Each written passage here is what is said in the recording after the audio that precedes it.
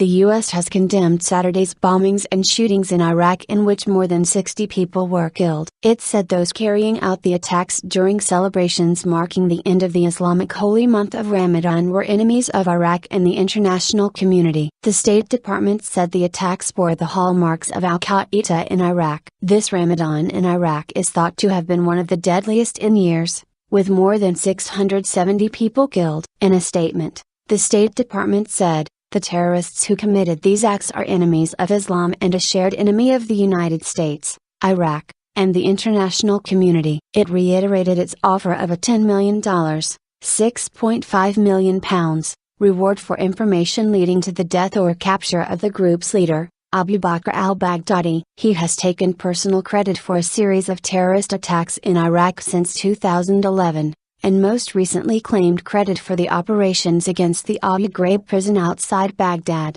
the suicide bombing assault on the Ministry of Justice, among other attacks against Iraqi security forces and Iraqi citizens. The statement said, most of the casualties were in the capital, Baghdad, which was hit by apparently coordinated car bombings near markets, cafes and restaurants. Most of the violence in the past 6 months has involved Sunni Islamist militant groups targeting Shia Muslim districts, although both Shia and Sunni areas were hit on Saturday. More than 4,000 people have died in such attacks this year. A further 9,865 have been injured, with Baghdad province the worst hit. Last week, Prime Minister Nouri al-Maliki vowed to continue operations against militants, saying, "We will not leave our children to these murderers and those standing behind them in supporting both inside and outside." Many Sunnis accuse Mr. Maliki's Shia-led government of marginalizing them. The spike in violence in Iraq has raised fears of a return to the levels of sectarian killing seen following the U.S. invasion 10 years ago,